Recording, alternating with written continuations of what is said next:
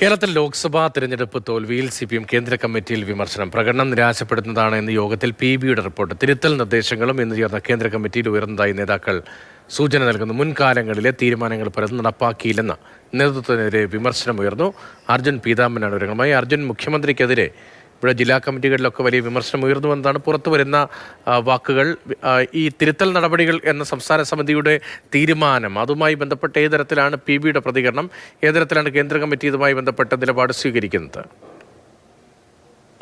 രതീഷ്, തീർച്ചയായിട്ടും ഈ രാജ്യത്തെ ആകമാനമുള്ള CPMന്റെ പ്രകടനം ലോക്സഭാ തെരഞ്ഞെടുപ്പ് അത് അവലോകനം ചെയ്യാനും മറ്റു നടപടികൾക്കുമായിട്ടാണ് 2 ദിവസത്തെ കേന്ദ്ര കമ്മിറ്റി ഇവിടെ ഡൽഹിയിൽ വെച്ച് ചേർന്ന കമ്മിറ്റിയിലാണ് ഇപ്പോൾ ഒരു രൂക്ഷമായിട്ടുള്ള വിമർശനം കേരളത്തിലെ തിരഞ്ഞെടുപ്പ് തിരിച്ചടിക്കെതിരെ ഉണ്ടായിരിക്കുന്നത്. ഒപ്പം തന്നെ ചർച്ചകളിൽ ഈ കേന്ദ്ര കമ്മിറ്റിയിൽ തന്നെ CPM നേതൃത്വത്തിനെതിരെയും വിമർശനം ഉയർന്നുണ്ട്. പ്രധാനമായിട്ടും BJPയുടെ പ്രകടനം തന്നെയാണ് കേരളത്തിൽ. അതായത് ഒപ്പം തന്നെ പാർട്ടിക്കെതിരെ ഉണ്ടായ വികാരവും യാഥാർത്ഥ്യത്തിൽ ഈ താഴെത്തട്ടിലുണ്ടായ യാഥാർത്ഥ്യങ്ങൾ തിരിച്ചറിയാൻ പലതും കഴിഞ്ഞില്ല. അത് വലിയ രീതിയിൽ പാർട്ടിക്കടക്കം ഒരു തിരിച്ചടി ഉണ്ടായി കേരളത്തിൽ എന്നുള്ളതാണ് ഒരു പ്രധാനപ്പെട്ട ഒരു വിലയിരുത്തൽ.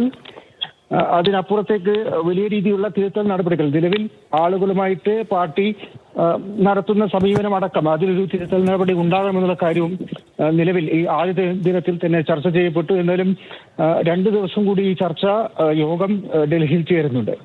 കേരളത്തിലെ ലോക്സഭാ തെരഞ്ഞെടുപ്പ് തോൽവിയിൽ CPM കേന്ദ്ര കമ്മിറ്റിയിലാണ് വിമർശനമെന്ന്. പ്രകടനം നിരാശപ്പെടുത്തുന്നത് ഇതാണ് PBയുടെ റിപ്പോർട്ട്. തിരുത്തൽ നിർദ്ദേശങ്ങളും ഇന്ന് കേന്ദ്ര കമ്മിറ്റിയിൽ ഉയർന്നു എന്നതാണ് അവിടെ നിന്നുള്ള വിവരം. അർജുൻ പീതാംബരനാണ് വിവരങ്ങൾ നൽകിയത്.